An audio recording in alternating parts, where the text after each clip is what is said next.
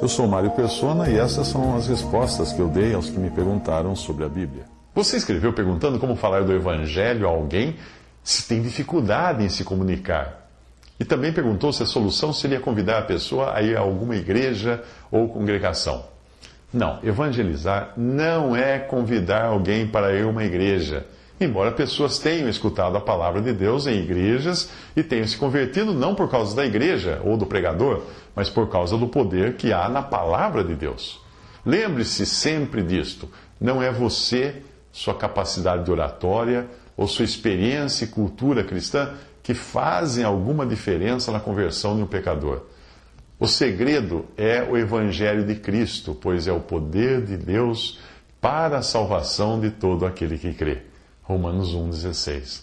Uma pessoa com boa oratória pode tornar uma apresentação interessante. Um contador de histórias pode evitar que a audiência durma. Alguém com boa dicção e voz potente pode fazer com que todos escutem com clareza, mas o poder mesmo está na palavra de Deus. Então, apenas um versículo da Bíblia que você venha a citar na sua conversa pode fazer toda a diferença. Pode levar uma pessoa a se converter. O poder está ali, na palavra de Deus falada. Quando no capítulo 8 do livro de Atos, Filipe evangelizou o eunuco numa estrada deserta, ele não convidou o eunuco a ir a alguma igreja, mas ele simplesmente apresentou Cristo a ele. O eunuco lia um trecho das Escrituras do Antigo Testamento, mais especificamente o livro do profeta Isaías, e foi desse ponto de partida que Filipe começou a sua mensagem evangelística. O eunuco creu, foi batizado pelo próprio Filipe, não por alguma igreja ou religião, e seguiu o seu caminho, simples assim. O Espírito Santo certamente iria dar àquele eunuco a direção do que ele devia fazer em seguida. Uma conversa informal com alguém pode ser a oportunidade para você falar de Cristo para aquela pessoa. Uma vez eu vi um irmão usar o método de Jesus em João 2. Leia João 2 para entender que método é esse. Eu vi ele usar esse método para falar do Evangelho a um funcionário da companhia de água e esgoto que tinha vindo ligar a água na sua casa. Enquanto o homem instalava o relógio medidor, esse irmão puxou conversa com ele dizendo o seguinte: você sabia que eu também trabalho com água? Aí, em seguida, ele citou o versículo de Efésios 5,26, que compara a palavra de Deus à água purificadora. O assunto água era de interesse daquele funcionário, assim como era daquela mulher samaritana à beira do poço, no capítulo 2 do Evangelho de João.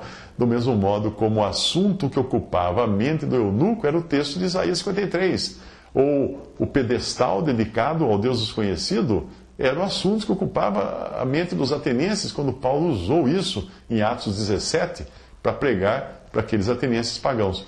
Quando você pega o gancho, alguma coisa de interesse do seu interlocutor, já é meio caminho andado, você já conquistou a atenção dele.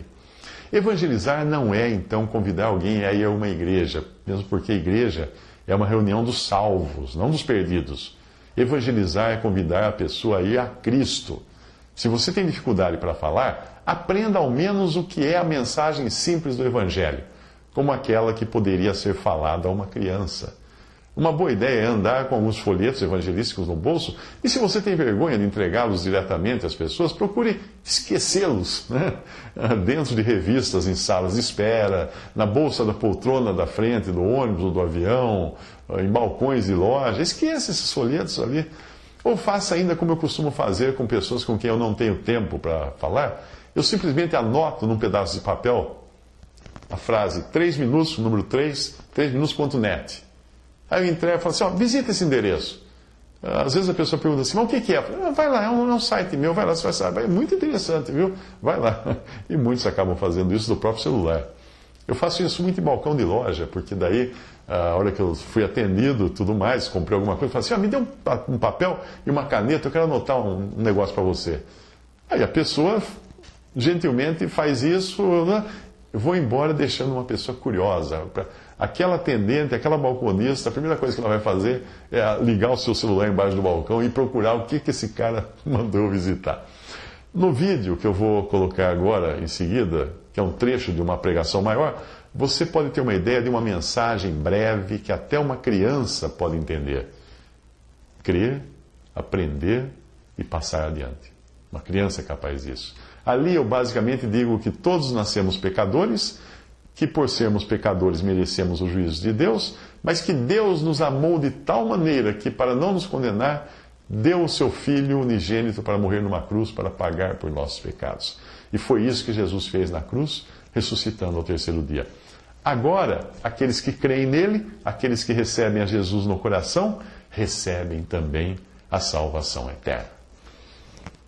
Veja o vídeo a seguir e você vai saber como uma menina de 6 anos de idade entendeu essa mensagem tão simples e foi salva.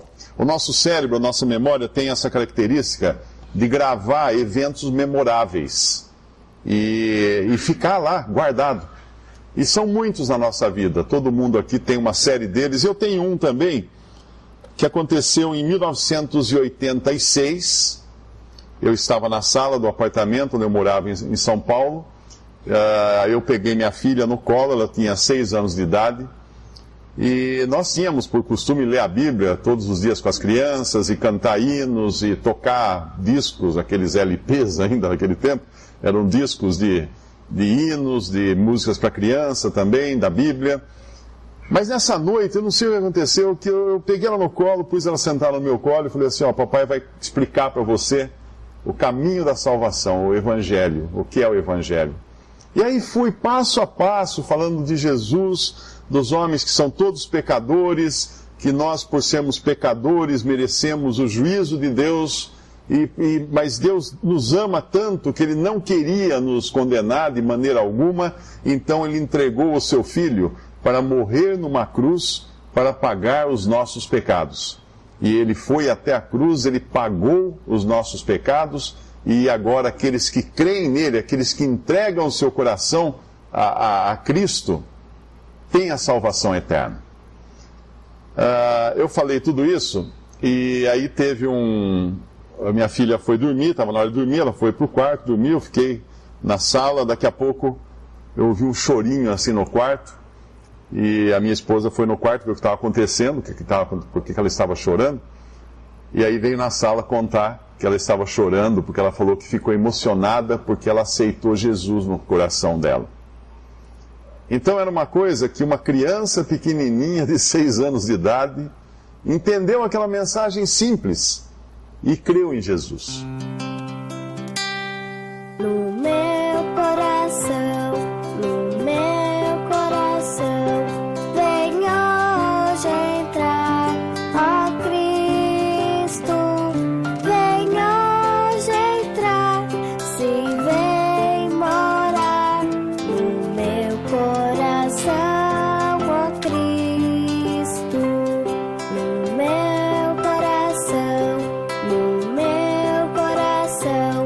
vem hoje entrar, ó Cristo, vem hoje entrar, sim, vem morar no meu coração, ó Cristo, vem hoje entrar, sim, vem morar no meu coração, ó Cristo.